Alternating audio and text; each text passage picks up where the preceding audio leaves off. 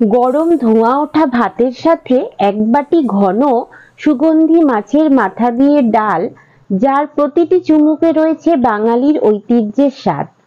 এটা শুধু একটা রেসিপি নয়, এটা একটা প্রাচীন ও ঐতিহ্যবাহী বাঙালি রান্না। কিন্তু জানেন কি, এই রেসিপির আসল স্বাদ পাওয়ার জন্য কিছু গোপন টিপস রয়েছে। অনেকেই রান্না করেন, কিন্তু সঠিক কৌশল না জানলে সেই পুরনো ঐতিহ্যবাহী স্বাদ আসবে না।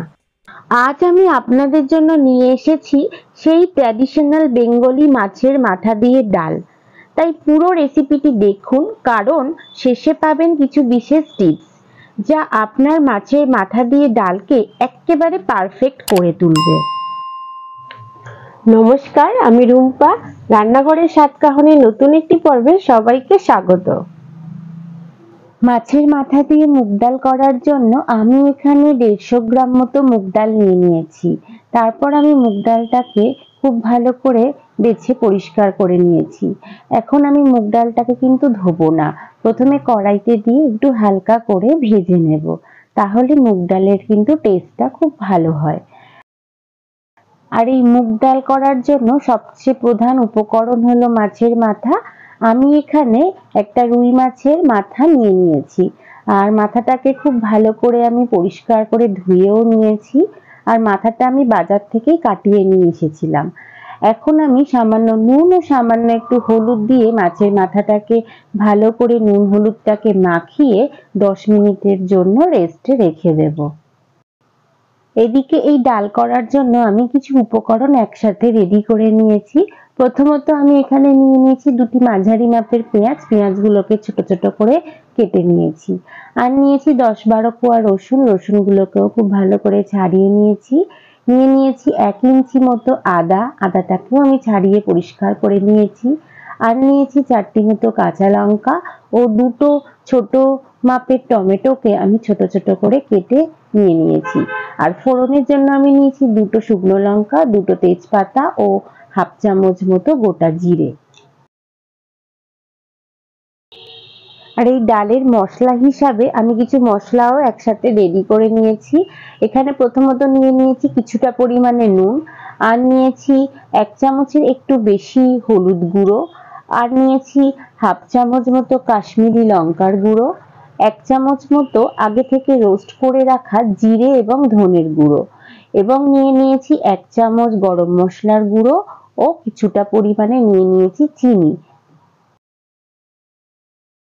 এখন আমি ওভেনে একটা প্রথমত কড়াই বসিয়ে নেব। তারপর কড়াইতে একটু হালকা গরম হলে আমি মুগ ডালটাকে কড়াইতে দিয়ে খুব ভালো করে ভেজে নেব। তারপর আমি মুগ ডালটাকে একটা পাত্রের মধ্যে তুলে নিলাম। তারপর খুব ভালো করে মুগ ডালটাকে আমি একবার মতোই জল দিয়ে ধুয়ে নেব।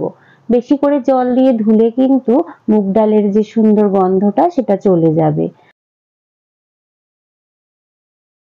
এখন আমি ডালটাকে সিদ্ধ করার জন্য কড়াইতে ডালটাকে দিয়ে দেব। তারপর আমি এখানে দিয়ে দেব পরিমাণ মতো জল। তারপর ডালটাকে আমি খুব ভালো করে সিদ্ধ করে নেব। আর আমি দিয়ে দিলাম একটা তেজপাতা, আর দিয়ে দিলাম হাফ চামচ মতো নুন। তারপর ডালটাকে আমি কিছুক্ষণের জন্য সিদ্ধ করে নিলে দেখা যাবে ডালের মধ্যে থেকে এরকম ফেনা ফেনা বের হচ্ছে। তখন এই ফেনা অংশগুলো চামচের সাহায্যে কিন্তু ফেলে দেবেন। তারপর আমি এখানে দিয়ে দেব হাফ চামচ মতো হলুদ গুঁড়ো। আর আগে থেকে হলুদ গুঁড়ো দিলে কি হয়, ফেনার সাথে হলুদ গুঁড়োটাও কিন্তু বেরিয়ে যায়। তাই আমি হলুদ গুঁড়োটা একটু পরেই ব্যবহার করলাম।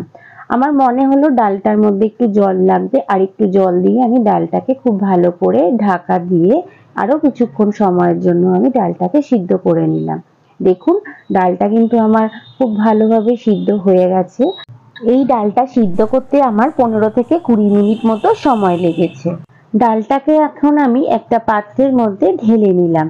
দেখুন, ডালটা কিন্তু খুব সুন্দরভাবে সিদ্ধ হয়ে গেছে এবং দেখতেও কিন্তু খুব সুন্দর লাগছে।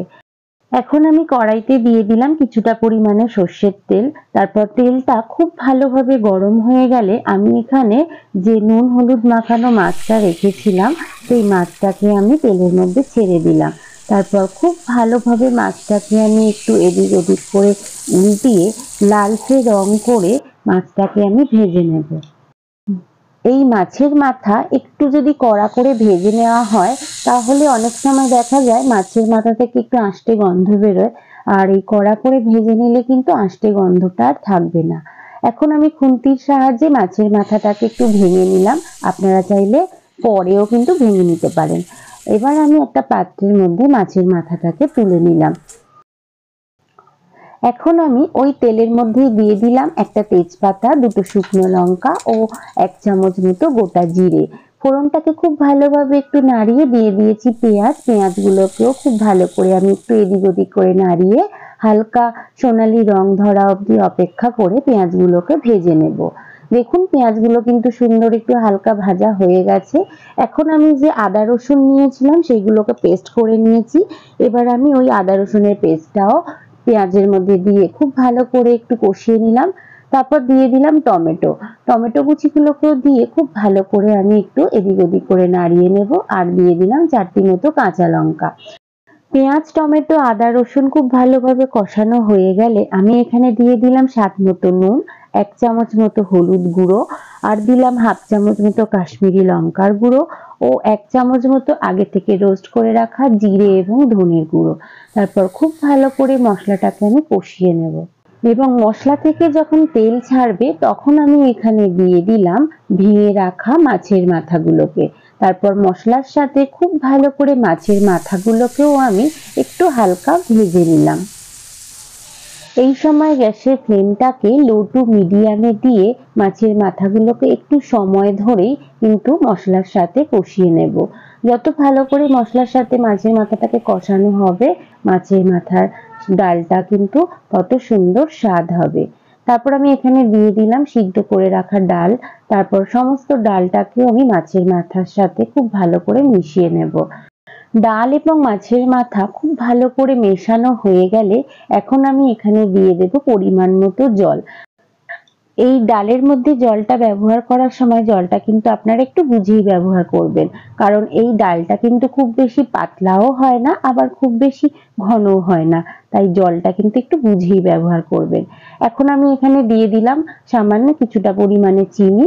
তারপর চিনিটা দিয়েও খুব ভালো করে আমি ডালের সাথে মিশিয়ে নেব। এবার আমি ডালটাকে ঢাকা দিয়ে 5 থেকে 7 মিনিটের জন্য ডালটাকে খুব ভালো করে ফুটিয়ে নেব। আপনারা দেখতে পাচ্ছেন ডালটা কিন্তু একদম টকবক করে ফুটতে রয়েছে। এখন আমি এখানে দিয়ে দেব 1 চামচ মতো গরম মশলার গুঁড়ো। তারপর খুব ভালো করে গরম মশলাটাকেও আমি ডালের সাথে খুব ভালো করে মিশিয়ে নেব এবং সবশেষে দিয়ে দেব 1 চামচ মতো ঘি। ঘিটাকেও খুব ভালোভাবে ডালের সাথে আমি মিশিয়ে নেব। আর এই ঘি এবং গরম মশলা এই ডালের মধ্যে যদি ব্যবহার করা হয়, ডালের স্বাদটা কিন্তু হয় অসাধারণ স্বাদের। আমার মাছের মাথা দিয়ে মুগ ডাল কিন্তু একদম রেডি হয়ে গেছে। এবার আমি একটা পাত্রের মধ্যে ডালটাকে তুলে নিলাম। যে কোনো দিন যে কোনো সময় দুপুরবেলা ভাতের সাথে যদি এরকম মাছের মাথা দিয়ে ডাল থাকে তাহলে তো আর কথাই হবে না। সবাই কিন্তু একদম চেটে পুটে এই ডাল খেয়ে ফেলবে। আজকের আমার রেসিপিটি কেমন লাগলো? ভালো লাগলে অবশ্যই আমাকে একটা কমেন্ট করে জানাবেন। সেই সঙ্গে যদি অন্য কোনো ভিডিও আপনারা দেখতে চান সেটিও আমাকে কমেন্ট করে জানাতে পারেন। আর তার সাথে সাথে লাইক, শেয়ার এবং আমার চ্যানেলের নতুন বন্ধু হয়ে থাকলে সাবস্ক্রাইব করার অনুরোধ রইল এবং পাশে থাকা বেল আইকনটি প্রেস করে অল নোটিফিকেশনটি কিন্তু অন করতে ভুলবেন না। তাহলে আমি যখনই কোনো নতুন ভিডিও আপলোড করব তার প্রথম নোটিফিকেশনটি আপনার কাছে পৌঁছে যাবে। সবাই খুব ভালো থাকবেন, সুস্থ থাকবেন এবং কাছের মানুষকেও ভালো রাখার চেষ্টা করবেন। আবার খুব তাড়াতাড়ি ফিরে আসছি নতুন কোনো রেসিপি নিয়ে। ততক্ষণের জন্য সঙ্গে থাকুন এবং সঙ্গে রাখুন রান্নাঘরের স্বাদকাহন।